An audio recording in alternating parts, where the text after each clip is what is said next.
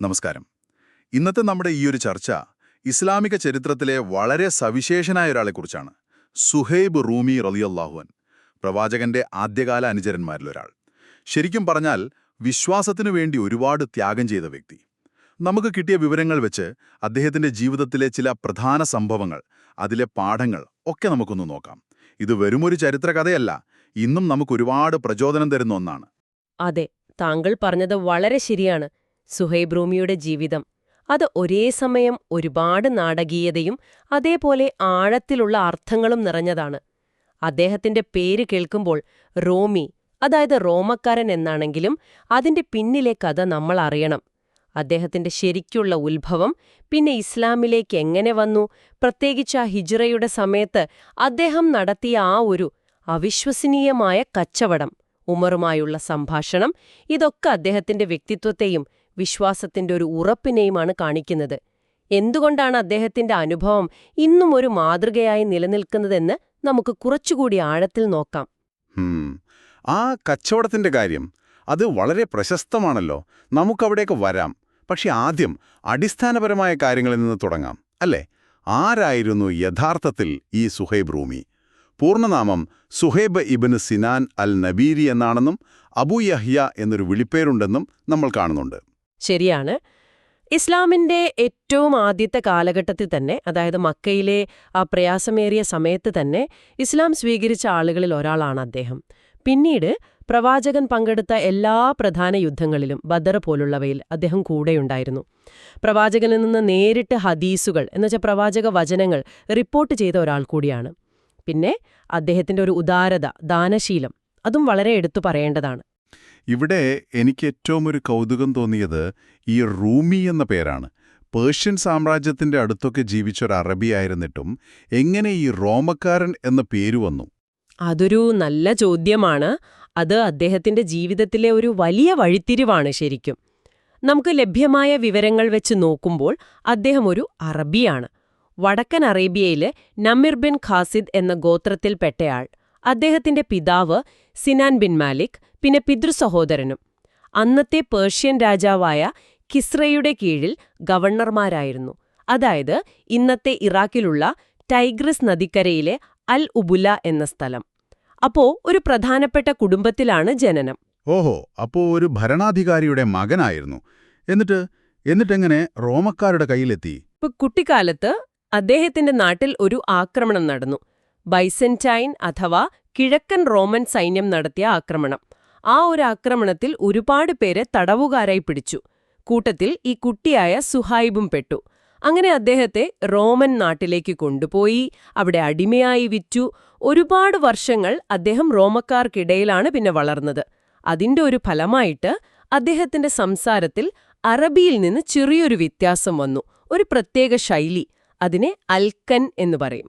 അതുകൊണ്ടാണ് പിന്നീട് ആളുകൾ അദ്ദേഹത്തെ റൂമി എന്ന് വിളിച്ചു തുടങ്ങിയത്. അപ്പോ ആ പേര് അദ്ദേഹത്തിന്റെ ഉത്ഭവത്തെക്കുറിച്ചല്ല, മറിച്ച് ജീവിതത്തിലെ ഒരു പ്രത്യേക കാലഘട്ടത്തെയാണ് സൂചിപ്പിക്കുന്നത്. ഇത് അദ്ദേഹത്തിന്റെ ഒരു ഐഡന്റിറ്റിയെ എങ്ങനെ ബാധിച്ചു എന്നതും ഒരു ചിന്തയാണ്. പിന്നീട് എങ്ങനെയാണ് മക്കയിലെത്തുന്നത്? കൽബ് ഗോത്രത്തിൽപ്പെട്ട ഒരാൾ അദ്ദേഹത്തെ വാങ്ങി മക്കയിലേക്ക് കൊണ്ടുവന്നു. മക്കയിൽ വെച്ച് അബ്ദുല്ല ഇബൻ ജദാന തൈമി എന്നൊരു പ്രമുഖൻ അദ്ദേഹത്തെ വാങ്ങി അടിമത്തത്തിൽ നിന്ന് മോചിപ്പിച്ചു. അങ്ങനെ അദ്ദേഹം മക്കയിൽ ഒരു സ്വതന്ത്രനായി ജീവിക്കാൻ തുടങ്ങി. അദ്ദേഹത്തിന്റെ രൂപത്തെക്കുറിച്ചും ചില വിവരണങ്ങളുണ്ട്. ചുവപ്പ് കലർന്ന വെളുത്ത നിറം, ഒരു ഇടത്തരം പൊക്കം, നല്ല ഇടതൂർന്ന മുടി, അത് മൈലാഞ്ചി കൊണ്ട് ചായം കൊടുത്തിരുന്നു എന്നും കാണുന്നുണ്ട്. പക്ഷേ ഇതിനേക്കാളൊക്കെ ഉപരിയായിട്ട് അദ്ദേഹത്തിന്റെ ആ ഒരു ഉദാരമായ പെരുമാറ്റം, അതാണ് ആളുകൾ എടുത്തു പറയുന്നത്. ഇസ്ലാം സ്വീകരണത്തെക്കുറിച്ച് പറയുമ്പോൾ ആദ്യകാല വിശ്വാസികളിൽ ഒരാളായിരുന്നു എന്ന് നേരത്തെ പറഞ്ഞല്ലോ. ആ കാലഘട്ടം എത്രമാത്രം പ്രയാസമുള്ളതായിരുന്നു എന്ന് നമുക്കറിയാം. തീർച്ചയായും. മുജാഹിദ് എന്ന താബീ പണ്ഡിതൻ ഇസ്ലാം പരസ്യമായി പ്രഖ്യാപിച്ച ആദ്യത്തെ 7 പേരിൽ ഒരാളായിട്ട് സുഹൈബിനെ എണ്ണുന്നുണ്ട്. ആ 7 പേരാരൊക്കെയെന്ന് വെച്ചാൽ പ്രവാചകൻ സല്ലല്ലാഹു അലൈഹി വസല്ലം, അബൂബക്കർ റളിയല്ലാഹു അൻഹു, ബിലാൽ റളിയല്ലാഹു അൻഹു, ഖബ്ബാബ് റളിയല്ലാഹു അൻഹു, സുഹൈബ് റളിയല്ലാഹു അൻഹു, അമ്മാർ റളിയല്ലാഹു അൻഹു, പിന്നെ അമ്മാറിന്റെ ഉമ്മ സുമയ്യ റളിയല്ലാഹു അൻഹു. ഇത് അദ്ദേഹത്തിന്റെ ഒരു സ്ഥാനം കാണിക്കുന്നുണ്ട്. ഹസൻ എന്ന മറ്റൊരു പണ്ഡിതൻ റിപ്പോർട്ട് ചെയ്തതനുസരിച്ച് പ്രവാചകൻ സല്ലല്ലാഹു അലൈഹി വസല്ലം സുഹൈബിനെ സാബിഖുർ റൂം എന്ന് വിശേഷിപ്പിച്ചു. അതായത് റോമക്കാരിലെ മുന്നോടി. ഇവിടെ റോമക്കാർ എന്ന് ഉദ്ദേശിച്ചത് ഒരുപക്ഷെ റോമൻ സാമ്രാജ്യത്തിന്റെ സ്വാധീനത്തിൽ നിന്നോ അവിടെ നിന്നോ ഇസ്ലാമിലേക്ക് വന്നവർ എന്നർത്ഥത്തിലാവാം. ഏകദേശം ഒരു 30-ൽ താഴെ ആളുകൾ മാത്രം ഇസ്ലാം സ്വീകരിച്ചിരുന്ന ഒരു സമയത്ത് പ്രവാചകൻ രഹസ്യമായി അനുയായികളെ കണ്ടിരുന്ന ദാറുൽ അർക്കം എന്ന വീട്ടിൽ വെച്ചാണ്. അവിടെ വെച്ചാണ് സുഹൈബും അമ്മാർ ബിൻ യാസിറും ഒരേ ദിവസം ഇസ്ലാം സ്വീകരിക്കുന്നതും എന്നും ഒരു വിവരണമുണ്ട്. ദാറുൽ അർക്കം എന്നത് അന്നത്തെ ഒരു പ്രധാന കേന്ദ്രമായിരുന്നു, അല്ലേ? അതെ, ദാറുൽ അർഖം. അത് അർഖം ബിൻ അബിലർഖം എന്ന സഹാബിയുടെ വീടാണ്. മക്കയിലെ സഫാ കുന്നിന്റെ അടുത്തായിരുന്നു അത്. അവിടെ വെച്ചാണ് പ്രവാചകൻ ആദ്യകാലത്ത് അനുയായികൾക്ക് രഹസ്യമായി ദീൻ പഠിപ്പിച്ചിരുന്നത്. കാരണം ഖുറേശികളുടെ എതിർപ്പ് അത്ര ശക്തമായിരുന്നു. പ്രത്യേകിച്ച് സുഹൈബിനെപ്പോലെ മക്കയിൽ വലിയ ഗോത്ര പിൻപിനെയൊന്നുമില്ലാത്ത ആളുകൾക്ക് ഈ എതിർപ്പ് വളരെ കഠിനമായിരുന്നു. അദ്ദേഹം ശരിക്കും പീഡനങ്ങൾ സഹിച്ച ദുർബലരായ വിശ്വാസികളുടെ കൂട്ടത്തിലാണ് എണ്ണപ്പെടുന്നത്.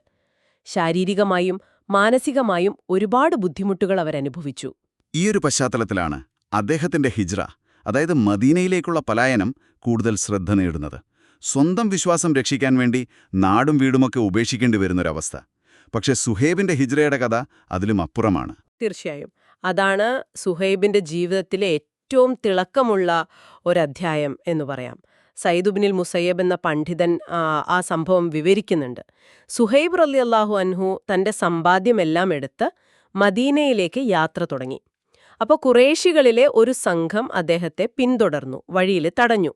കാരണം സുഹൈബ് മക്കയിൽ കച്ചവടം ചെയ്ത് അത്യാവശ്യം നല്ല സമ്പാദ്യമുണ്ടാക്കിയ ഒരാളായിരുന്നു. ആ പണം മദീനയിൽ കൊണ്ടുപോയി മുസ്ലിങ്ങൾക്കൊരു ശക്തിയാകുന്നത് അവർക്ക് താല്പര്യമില്ലായിരുന്നു. അപ്പോൾ അത് ഒരു സംഘർഷാവസ്ഥയായി, അല്ലേ? അതെ, പക്ഷെ സുഹൈബ് പതറിയില്ല.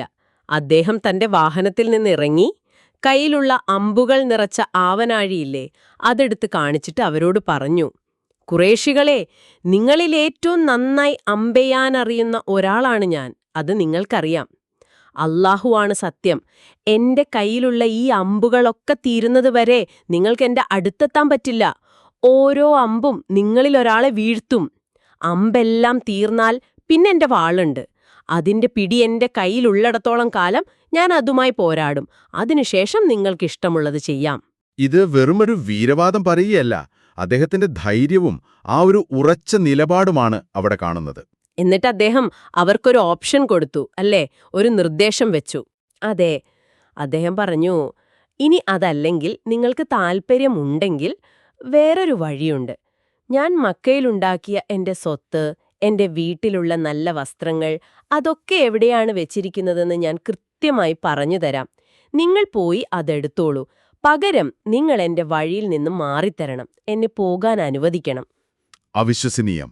സ്വന്തം ജീവൻ രക്ഷിക്കാനും അതിലുപരി പ്രവാചകന്റെ കൂടെ എത്താനും വേണ്ടി കഷ്ടപ്പെട്ടുണ്ടാക്കിയ സമ്പാദ്യം മുഴുവൻ വേണ്ടെന്നു വെക്കാൻ തയ്യാറായി. ഖുറൈശികൾ സമ്മതിച്ചോ? അവർ സമ്മതിച്ചു. അവർക്ക് ഭൗതികമായ നേട്ടത്തിൽ താൽപ്പര്യമുണ്ടായിരുന്നു. സുഹൈബ് പറഞ്ഞതനുസരിച്ച് അവർ മക്കയിലേക്ക് തിരിച്ചുപോയി അദ്ദേഹത്തിന്റെ സമ്പാദ്യമെല്ലാം എടുത്തു. സുഹൈബാകട്ടെ ഒന്നുമില്ലാതെ, പക്ഷെ വിശ്വാസത്തിന്റെ വലിയൊരു കരുത്തോടെ മദീനയിലേക്ക് യാത്ര തുടരുന്നു. അദ്ദേഹം മദീനയിൽ പ്രവാചകന്റെ അടുത്തെത്തിയപ്പോൾ പ്രവാചകൻ സല്ലല്ലാഹു അലൈഹി വസല്ലം അദ്ദേഹത്തെ കണ്ടുടനെ വളരെ സന്തോഷത്തോടെ പറഞ്ഞു, റബിഹൽ ബൈഅ അബാ യഹ്യ, റബിഹൽ ബൈഅ അബാ യഹ്യ. അതിന്റെ അർത്ഥം, അബൂ യഹ്യ, താങ്കളുടെ കച്ചവടം ലാഭകരമായിരിക്കുന്നു, താങ്കളുടെ കച്ചവടം ലാഭകരമായിരിക്കുന്നു എന്നാണ്. ഈ വാക്കുകൾക്ക് വലിയ അർത്ഥമുണ്ട്. നഷ്ടപ്പെട്ടത് കുറച്ചു പണമാണെങ്കിലും അതിനേക്കാൾ എത്രയോ വലുതാണ് അദ്ദേഹം നേടിയ ആത്മീയമായ വിജയം. അതിനെയാണ് പ്രവാചകൻ എടുത്തു പറഞ്ഞത്. തീർച്ചയായും. ഈയൊരു സന്ദർഭത്തിലാണ് ഖുർആനിലെ സൂറത്തുൽ ബഖറയിലെ 207-ാം ആയത്ത് ഇറങ്ങിയതെന്നും ചില പണ്ഡിതന്മാർ പറയുന്നുണ്ട്. അതിന്റെ ഒരു ആശയം ഇങ്ങനെയാണ്: അല്ലാഹുവിന്റെ പ്രീതി തേടിക്കൊണ്ട് സ്വന്തം ജീവിതം തന്നെ വിൽക്കുന്ന ചില ആളുകളുണ്ട്. അല്ലാഹു തന്റെ ദാസന്മാരോട് അത്യധികം ദയയുള്ളവനാകുന്നു. അപ്പോ സുഹൈബിന്റെ ആ ത്യാഗം അല്ലാഹുവിന് എത്രമാത്രം ഇഷ്ടപ്പെട്ടു എന്ന് ഇതിൽ നിന്ന് വ്യക്തമാണ്. ഭൗതികമായ നഷ്ടം ഒന്നുമല്ലാതാവുകയും ആത്മീയമായ നേട്ടം വളരെ വലുതാവുകയും ചെയ്യുന്ന ആ ഒരു ലാഭകരമായ കച്ചവടം, അത് അദ്ദേഹത്തിന്റെ ജീവിതത്തിലെ ഒരു മൈൽസ്റ്റോൺ ആണ്. പ്രവാചകനോടുള്ള അദ്ദേഹത്തിന്റെ ഈ ഒരു സമർപ്പണം അത് ഹിജ്റയിൽ മാത്രം ഒതുങ്ങി നിന്നില്ലല്ലോ. ഇല്ലേ ഇല്ല. അദ്ദേഹം തന്നെ പിന്നീട് പറഞ്ഞിട്ടുണ്ട്. അത് ശ്രദ്ധേയമാണ്. അദ്ദേഹം പറയുന്നു, പ്രവാചകൻ സല്ലല്ലാഹു അലൈഹി വസല്ലമ പങ്കെടുത്ത ഒരു യുദ്ധത്തിനും ഞാൻ സാക്ഷിയല്ലാതിരുന്നിട്ടില്ല. ഒരു ഉടമ്പടിയിലും ഞാൻ പങ്കാളിയല്ലാതിരുന്നിട്ടില്ല. ഒരു സൈനിക നീക്കത്തിലും ഞാൻ കൂടെയില്ലാതിരുന്നിട്ടില്ല. പ്രവാചകൻ സല്ലല്ലാഹു അലൈഹി വസല്ലമ ഒരിക്കലും എന്നെ അദ്ദേഹത്തിന്റെ വലതുവശത്തോ ഇടതുവശത്തോ അല്ലാതെ നിർത്തിയിട്ടില്ല. ഇനി മുന്നിൽ നിന്ന് എന്തെങ്കിലും അപകടം ഞാൻ പേടിക്കുന്നുണ്ടെങ്കിൽ ഞാൻ അദ്ദേഹത്തിന്റെ മുന്നിലായിരിക്കും നിൽക്കുക. പിന്നിൽ നിന്നാണ് പേടിയെങ്കിൽ ഞാൻ അദ്ദേഹത്തിന്റെ പിന്നിലായിരിക്കും. ഇത് പ്രവാചകനോടുള്ള ആ ഒരു സ്നേഹം, കൂറ്, ഒപ്പം സ്വന്തം ജീവൻ പോലും കൊടുത്ത് സംരക്ഷിക്കാനുള്ളൊരു മനസ്സ്, അതാണ് കാണിക്കുന്നത്. അദ്ദേഹത്തിന്റെ വ്യക്തിത്വത്തിന്റെ വേറൊരു വശം കാണിക്കുന്ന ഒരു സംഭവമാണ് രണ്ടാം ഖലീഫ ഉമർ ഇബ്നുൽ ഖത്താബ് റളിയല്ലാഹു അൻഹുമായുള്ള ഒരു സംഭാഷണം. അത് കേൾക്കുമ്പോൾ ഒരേ സമയം ഒരു കൗതുകവും അദ്ദേഹത്തോട് വലിയ ബഹുമാനവും തോന്നും. അതൊരു രസകരമായ സംഭാഷണമാണ്. ഒരിക്കൽ ഖലീഫ ഉമർ സുഹൈബിനോട് 3 കാര്യങ്ങൾ ചോദിച്ചു. ഒന്ന്, താങ്കൾക്ക് യഥാർത്ഥത്തിൽ യഹ്യ എന്ന പേരുള്ള ഒരു മകനില്ലല്ലോ. പിന്നെന്തിനാണ് അബൂ യഹ്യ, യഹ്യയുടെ പിതാവ് എന്ന കുഞ്ഞത്ത് ഉപയോഗിക്കുന്നത്? കുഞ്ഞത്തെന്ന് പറഞ്ഞാൽ ഒരാളെ ബഹുമാനത്തോടെ വിളിക്കാൻ ഉപയോഗിക്കുന്ന ഇന്നയാളുടെ പിതാവ് അല്ലെങ്കിൽ ഇന്നയാളുടെ മാതാവ് എന്നർത്ഥം വരുന്ന പേരാണല്ലോ. രണ്ടാമത്തെ ചോദ്യം നമ്മൾ നേരത്തെ പറഞ്ഞ ആ വിഷയവുമായി ബന്ധപ്പെട്ടതാണല്ലേ? അതെ, അദ്ദേഹത്തിന്റെ പേരും നാടും. അതെ, ഉമറിന് ചോദിച്ചു, താങ്കൾ റോമക്കാരൻ എന്നാണല്ലോ അറിയപ്പെടുന്നത്, പക്ഷെ താങ്കൾ സ്വയം പറയുന്നത് ഞാനൊരു അറബിയാണെന്നാണ്. ഇത് രണ്ടും എങ്ങനെ ശരിയാകും? മൂന്നാമത്തെ ചോദ്യം അദ്ദേഹത്തിന്റെ ദാനശീലത്തെക്കുറിച്ചായിരുന്നു. താങ്കൾ ഒരുപാട് ആളുകൾക്ക് ഭക്ഷണം കൊടുക്കുന്നുണ്ടല്ലോ, ഇത് സമ്പത്തിൽ ഒരുതരം ധൂർത്തായി പോകില്ലേ? ഈ ചോദ്യങ്ങൾ ഒരു ഭരണാധികാരിയുടെ ശ്രദ്ധയും ഒരുപക്ഷെ സമൂഹത്തിൽ അന്നുണ്ടായിരുന്ന ചില ചിന്തകളും കാണിക്കുന്നുണ്ട്. ഈ ചോദ്യങ്ങൾക്ക് സുഹൈബ് കൊടുത്ത മറുപടികൾ അദ്ദേഹത്തിന്റെ വിനയവും അതേസമയം കാര്യങ്ങളെക്കുറിച്ചുള്ള വ്യക്തമായ ധാരണയും കാണിക്കുന്നുണ്ട്. വളരെ കൃത്യവും സത്യസന്ധവുമായിരുന്നു ആ മറുപടികൾ.